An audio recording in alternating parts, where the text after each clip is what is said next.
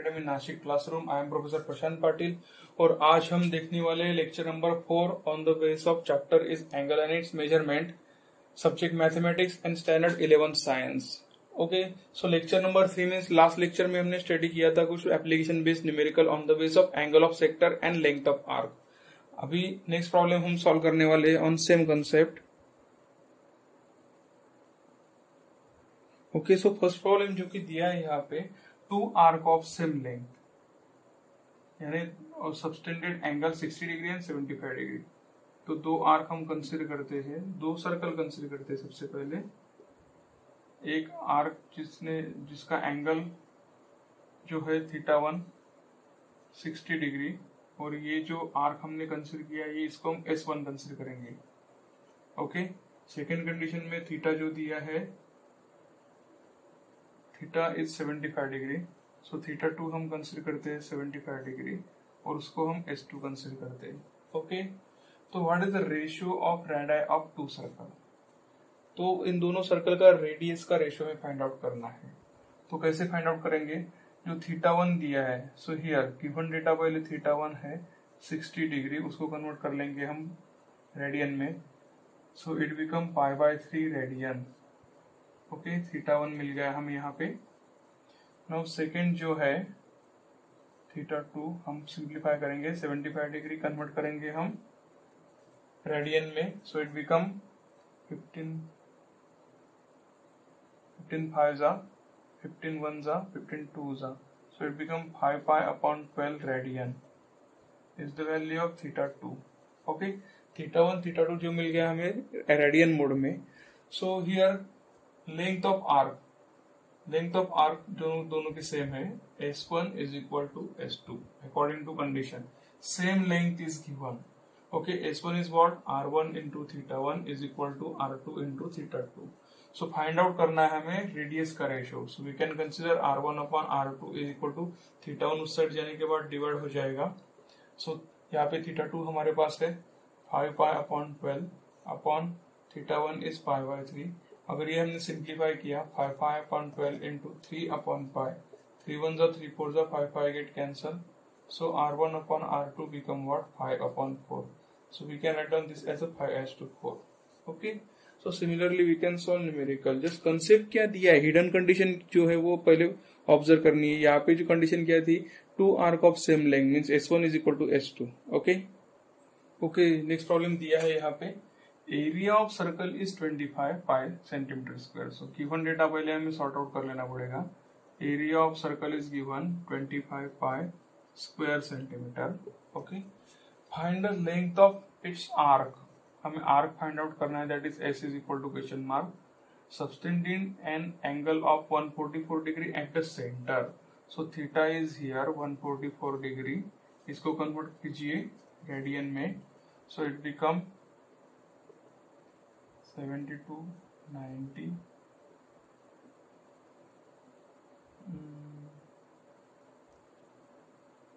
18 4 जा 18 5 जा, so theta become 4π/5 radian. Okay, next ये है also find area of sector भी फाइंड आउट करना है। सो पहले हम यहाँ पे फाइंड आउट करेंगे length of arc, S is equal to R theta. So R हमारे पास नहीं है, so find radius first. Area of circle is given, area is equal to πr²। The value of area 25 pi दिया है यहाँ पे, is equal to πr²। Pi cancel, R² is equal to 25, अगर square root किया तो R हमें मिल जाएगा 5 सेंटीमीटर। तो यहाँ पे पुट कीजिए 5 into theta is what 4π/5, 5 get cancel, so length of arc S is equal to 4π centimetre. Okay, अब सेकेंड हमें फाइंड आउट करना है area of sector. Area of sector का स्टैंडर्ड इक्वेशन हमारे पास है 1/2 R² theta, so it become 1/2 R² means 5² into theta is what 4π/5। So एक 5 cancel हो जाएगा यहाँ पे, 2 1 जा 2 2 जा, so remaining is 5 into 2 pi, so it become 10 pi square centimeter is the area of sector। so इस तरीके से हम प्रॉब्लम सॉल्व कर सकते हैं on the base of length of arc and area of sector. Okay, so next problem is here, question number OAB is sector of circle with centre O। तो पहले हमें एक सर्कल ड्रॉ कर लेना पड़ेगा, उसका सेंटर जो है वो, radius of this circle is 12 centimetre दिया है। Measure of angle AOB is equal to 60 degree. So measure of angle AOB हम अभी कर लेते हैं यहाँ पे ड्रॉ। ये जो है थीटा है, AOB 60 डिग्री है। Okay, find the difference between area of sector. Area of sector means total area of sector means ये एरिया ऑफ सेक्टर हो गया। यहाँ से हमें subtract the difference between AOB and area of triangle AOB। तो ये दोनों सबट्रैक्ट करने के बाद बचेगा ये एरिया, तो ये हमें फाइंड आउट करना है। Okay, area of sector means ये टोटल आ जाएगा, एरिया ऑफ ट्रायंगल ये इतना आ जाएगा। ओके, सो फाइंड आउट कैसे करना है, तो पहले हम फाइंड आउट करते हैं फाइंड एरिया ऑफ सेक्टर, क्योंकि एरिया ऑफ सेक्टर मीन्स ये होल एरिया है, उसमें से एरिया ऑफ ट्रायंगल AOB जो इतना सबट्रैक्ट अगर कर दिया हमने तो ये बचेगा इतना। सो एरिया ऑफ सेक्टर AOB हम फाइंड आउट करते हैं पहले। इसका फॉर्मूला है 1/2 r² थीटा। सो थीटा जो कि दिया है डिग्री में, सो इसको हम कन्वर्ट कर सकते हैं रेडियन में। 60 into π/180, 61 60 3 so it become π/3 radian. तो एंगल हमें मिल गया है π/3, तो यहाँ पे हम पुट कर सकते हैं 1/2 r is 12, so 12² into theta is π/3।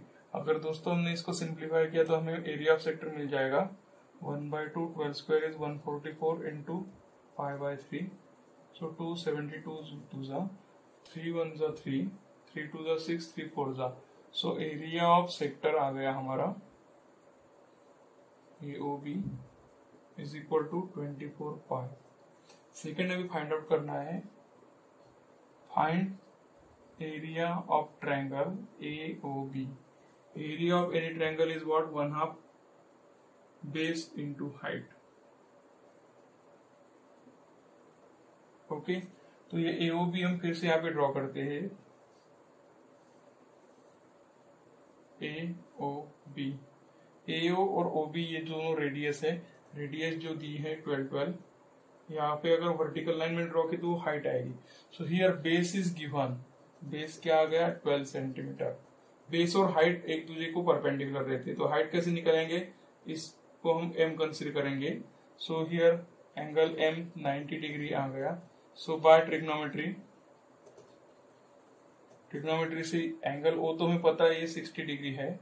Trigonometry क्या आएगी, अपोजिट हाइपोटेन्यूज पता है और अपोजिट साइड निकालनी 60 डिग्री, तो साइन 60 हम यूज करते हैं यहाँ पे, opposite upon hypo.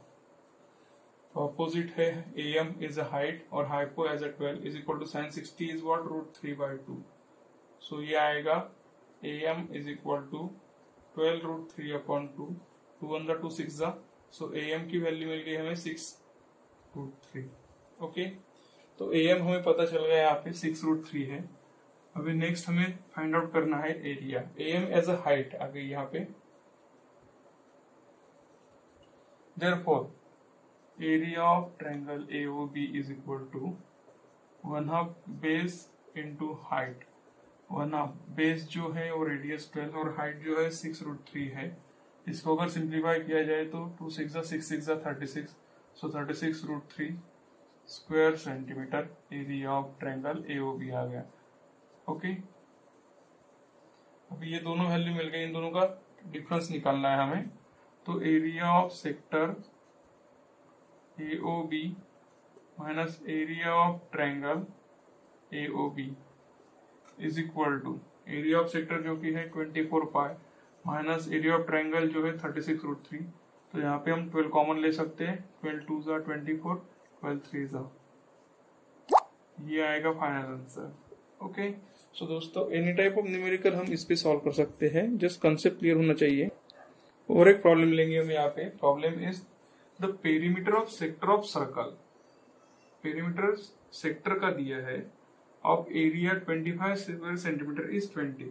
So area of circle जो कि दिया है यहाँ पे 25 स्क्वायर सेंटीमीटर और perimeter of sector is given, perimeter of sector is 20 centimetre.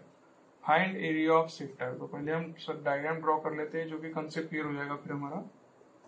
ये हमने एक एरिया ऑफ सेक्टर कंसीडर किया, ए ओ बी, ये हमें फाइंड आउट करना है यहाँ पे।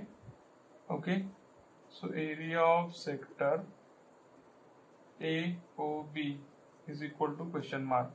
तो इसका इक्वेशन जो है 1/2 आर स्क्वायर थीटा। तो आर और थीटा में पहले फाइंड आउट करना पड़ेगा।